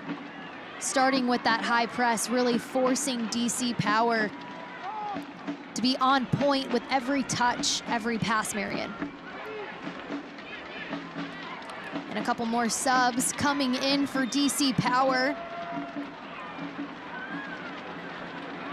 Looks like we'll have ourselves a short water break.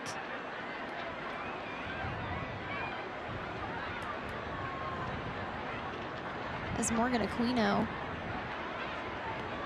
sits on the ground in the box. Well, up next for DC Power, they will host Fort Lauderdale United FC on Friday, September 13th. That'll be at 7:30 p.m. on Peacock.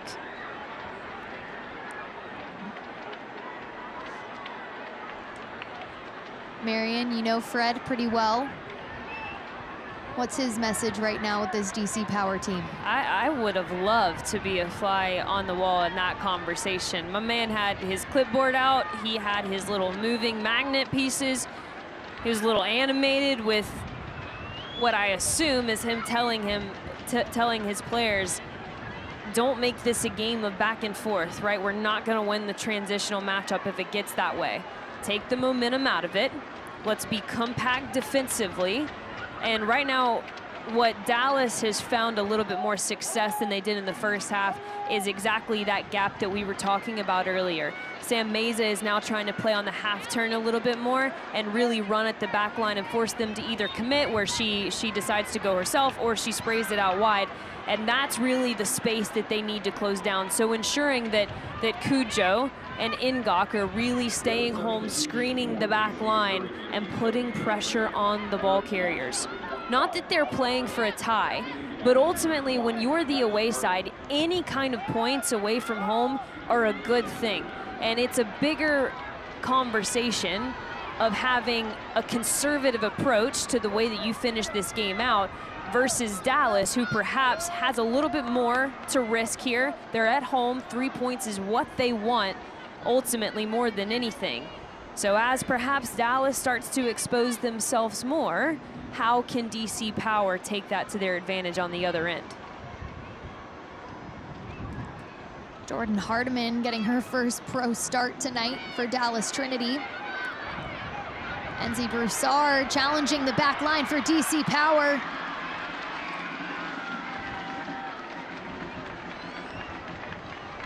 And it will roll out for a throw-in.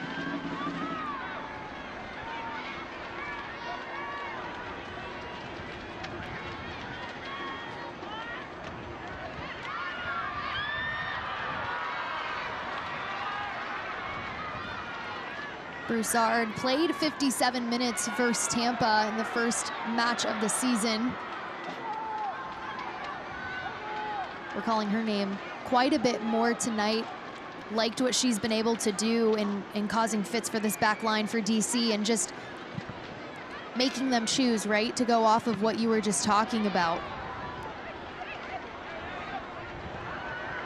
can see her at the top of your screen there. Ubugagu. DC comes up with it. Ubugagu once again in the heart of the defense. A lot of players. Central midfield right now. Escort comes up with it. Sends it to the near side. Mariah Lee. Lee keeps it. And Amber Brooks able to come up with the ball, but once again frustrated. Foul called.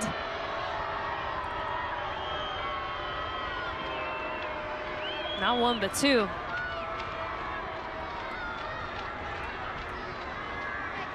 But Mariah Lee is a player who we can see her, especially when we're not in a situation such as this where they're trying to hang on to this 1-1 or even sneak one back. DC Power is. Mariah Lee is going to be a player now that you see act a little bit more defensive. She's going to invert herself more instead of being touchline wide. Friedrichs puts this one into the box. Estrada looks as though she missed it, and Diorio once again down on the pitch. Friedrichs puts this ball in, and it looks as though Davison got the head on it initially. Rolls out of bounds.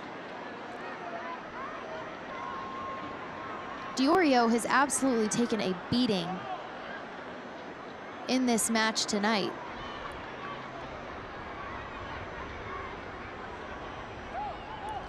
Will be a corner kick for DC Power. Jennifer Cujo on the ball. Lots of pro experience Cujo brings to this DC Power team. Ball in, off the head of Bockham. You can hear Estrada saying something to her team there. Bockham able to get a clear head on the ball.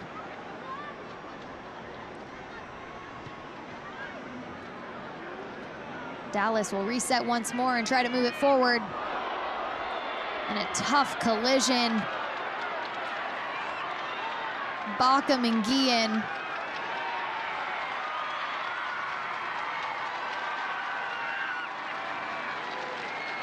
Bockham charging in hard to this. Looks like Guillen takes the brunt of Bockham's shoulder. I don't know how in the world, though, again, that's a yellow card. I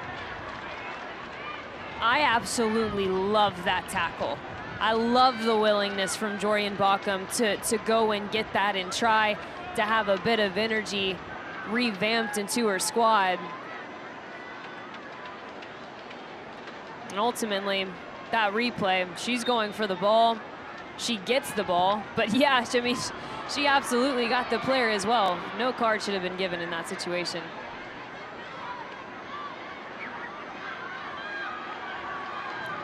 DC back to Aquino. Amber Brooks heads it forward.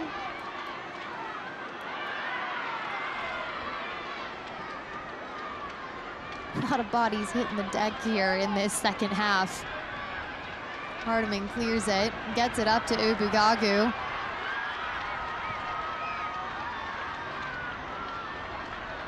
Good defending there on that far side by Grace Yango. Subs coming in for Dallas Trinity. We'll get our first look at Lucy Shepard. She comes in for Chioma Ubugagu. Lucy Shepard did not play versus Tampa. Hofstra College product. Scored 25 goals and 25 assists over her 5 seasons at Hofstra.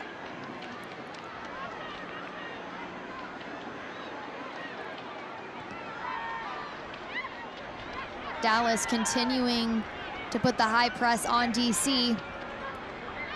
Out to Dorsey. Quick passing, Thornton. And Friedrichs not allowing her to do much on this near side.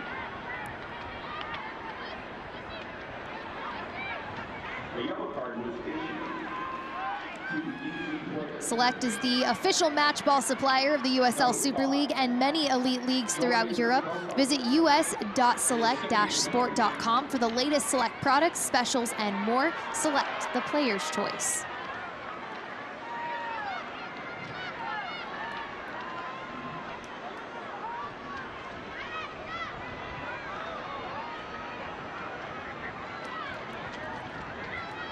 DC trying to find some offensive opportunities as they send this one forward. Grace Yango on the ball, coughed up by Davison. She comes up with it and finds Meza in the midfield. Meza sends it back out to Davison.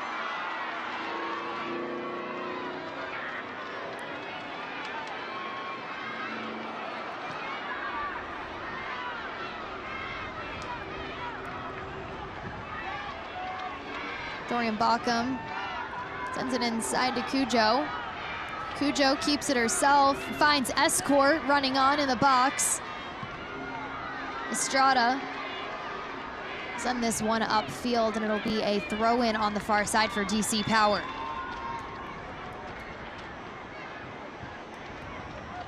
Now we'll get another substitution for DC Power. Mariah Lee comes out of this match.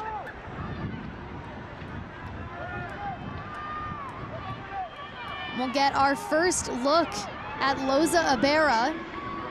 She just signed on September 5th with DC Power.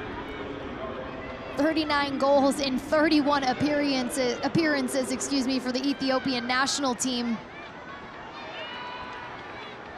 We asked Coach Briant about her and what led to that signing. He said she's a player who's trained with us since the beginning. She proved a lot during training, was a hard worker, committed to the team, and deserved to get a pro contract. So an exciting addition to this DC Power team.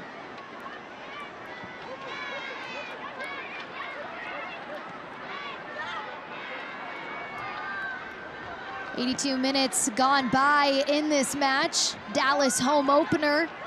DC on the board first, thanks to Jory and Backham with the first goal in DC Power club history. But Sam Meza said, hey, I want to get on the board too. I want to make sure we get a point at least from this home opener. She scored in the second half. Texas native herself. Meza puts this one, tries to put this one in the box. And we've got a DC Power player down. Meza tried to put this ball in the box and it hit off Friedrichs. Luckily able to get up after that one.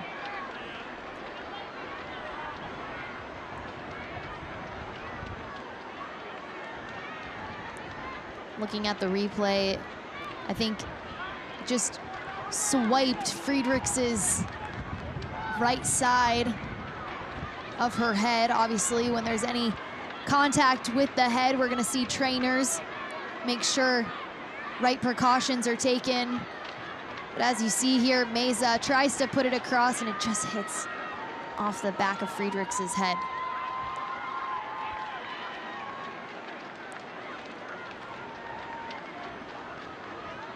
Dallas will get the ball.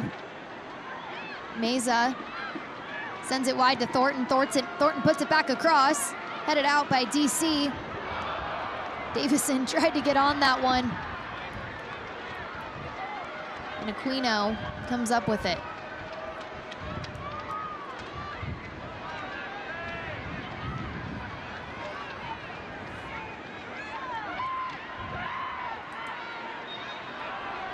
Once more, a tough challenge in the midfield between Grace Yango and Amber Brooks. A quick restart for DC. Dorian Backham.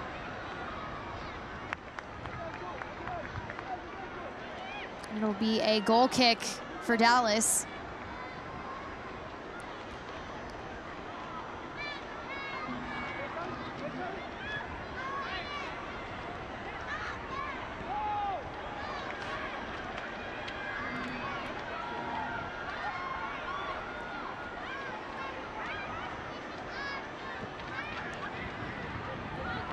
Davison finds Thornton.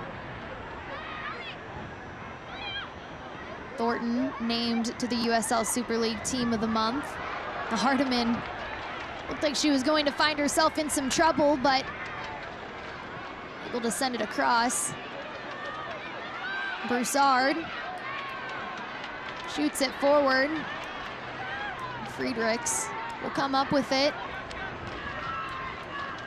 Will roll out for a DC Power throw-in.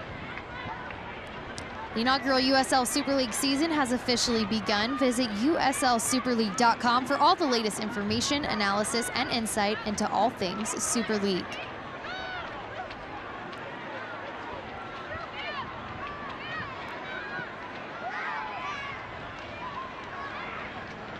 Marion, we've both been in games like this where it just feels kind of back and forth.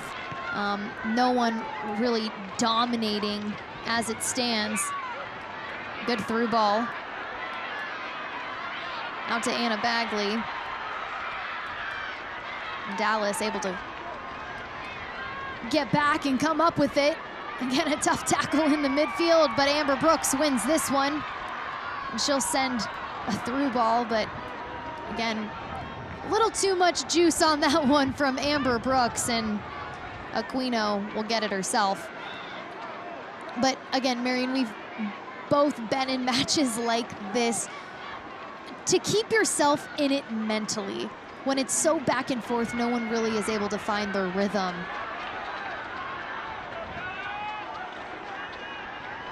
I'll get your thoughts here in a second. Who knows what Julie is capable of? Meza. That one go out of bounds. And she's a little frustrated because she picked her head up and saw that they were even numbers on the back post, and Dallas is a team that has some aerial threats, all of them lined up on the back stick.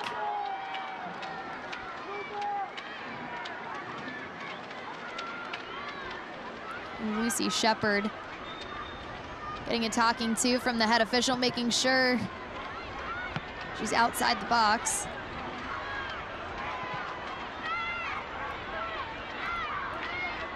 But how challenging is it mentally? You know, I would actually argue that these are the games.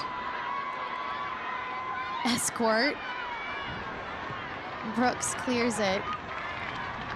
That these are the games when you're, especially if you're an attacking-oriented team, these are kind of the moments where mentally perhaps you're turned on even more, because right now, as you mentioned, the game is very back and forth, and we're seeing a lot of real-time problem solving, and that's oftentimes when playmakers flourish, is understanding where they can find these little 1v1 situations, matchups that they as players like themselves, and they can take advantage of it, right? So I remember several games in college as we take a look back at this foul, but I remember several games, especially at the collegiate level, where you have this back and forth, box to box. There's no real rhythm, but you're picking your head up and you have this thought, if they could just get me the ball right here in this space, I'm gone, right? And that's kind of the cat and mouse that we're seeing right now. And so mentally, I actually think it's quite exciting for players sometimes to be in matchups like this. Meza on the ball, looking to put her group ahead. Ball in the box. Cleared by DC.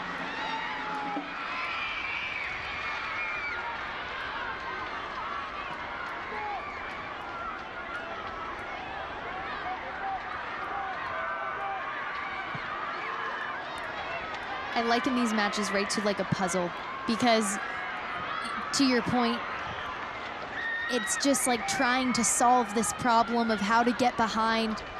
And it's fascinating to watch how all these players' unique minds come together.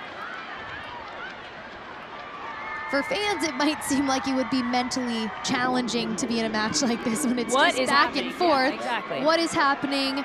Yeah, but right now, how do you keep yourself in? But yeah, for a former player like yourself, you know how much thinking is going into this. Well, and you always come into these matches, and both teams have done that. You come into these matches with tactical game plans in mind. You come into these matches with keys to success, all of the things that look so good on a whiteboard. But then you have these 6 minutes, right, of stoppage time, and kind of how the last 5 to 10 minutes have gone in the regular time, where all of that, even the coaches know at this point on the sideline, tactics are out the window. This is about which player is going to be able to solve that puzzle, make that big-time play in a big-time moment.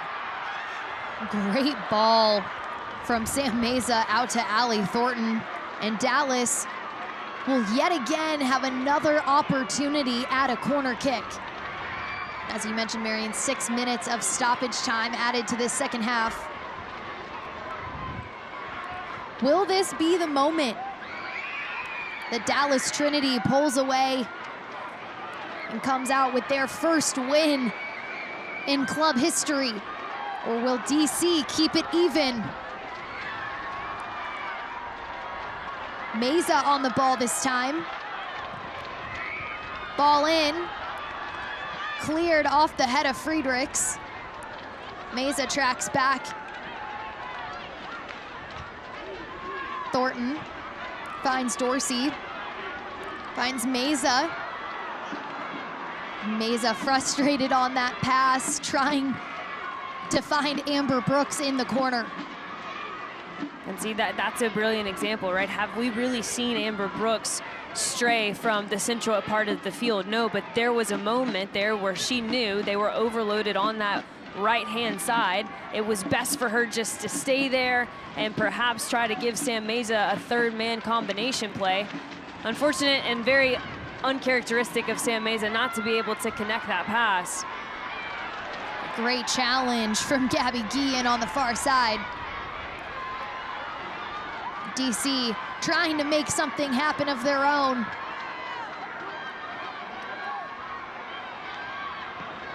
Cujo tries to slip one through to Bagley. Cujo has been an excellent addition to this DC power side for the second half. Been really good defensively, has posed a unique perspective to their attacking front as well.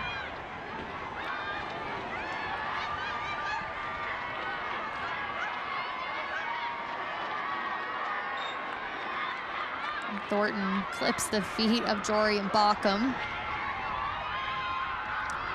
Stay up to date with the USL Super League. Sign up for the Super newsletter. Get news about your favorite team and stories from around the league delivered directly to your inbox weekly. Sign up at uslsuperleague.com/newsletter.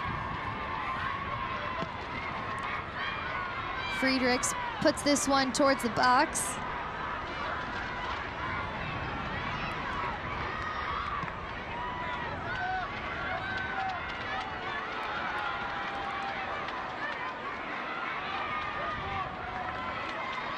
Julia Dorsey throw in on the near side.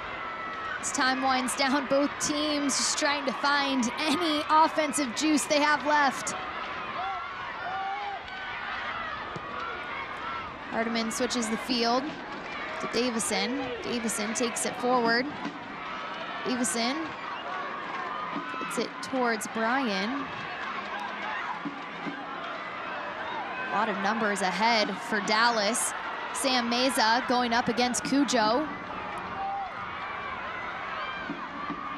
Battle in the corner. And it will roll out for a throw-in for Dallas Trinity.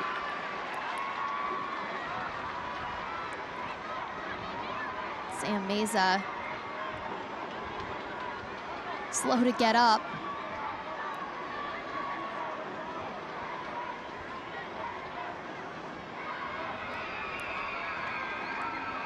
Again, we said it's that 84 degrees at kick.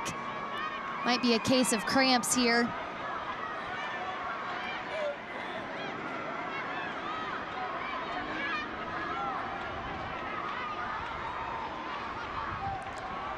Chris Petrucelli looking on. Trainers working on Sam Meza.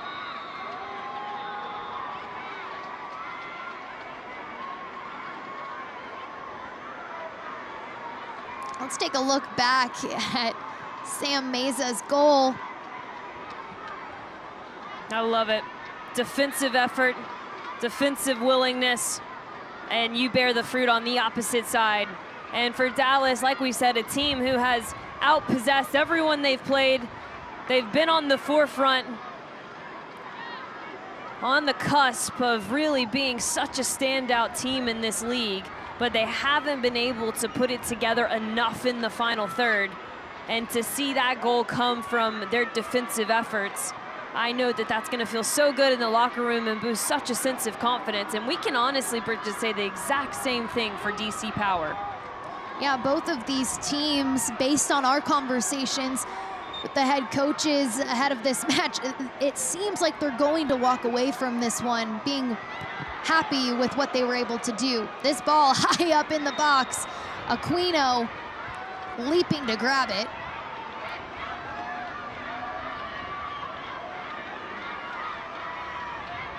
Again, as you mentioned, for DC, as we enter the final moments, just happy to hopefully walk away with a point in this one on the road. They've played all of their matches on the road so far this season, eager to get back at home next weekend for a matchup with Fort Lauderdale United. Sent ahead by Jordan Hardiman. Aquino will do the same in the opposite direction. It'll roll out for a throw-in. And we'll see a substitution for Dallas in the final moments of this one.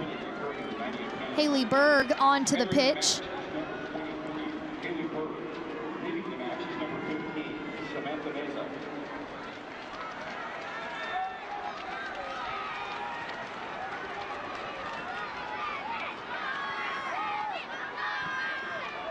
Dallas switches. Jorian Bockham there though. She picks it off. Jorian Bockham takes it herself. She's gonna hold on to it. Amber Brooks steps in to save the day.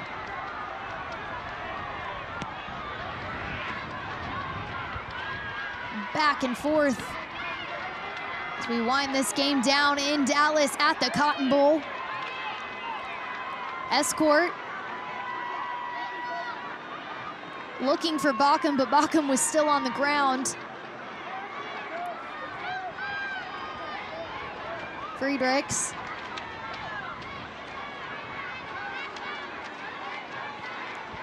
Madison Wolfbauer, again signed on September 4th, getting her first start for this DC Power club. Cujo. Up to Yango. It'll be a free kick on the far side. Lots of extra soccer in this second half, Marion.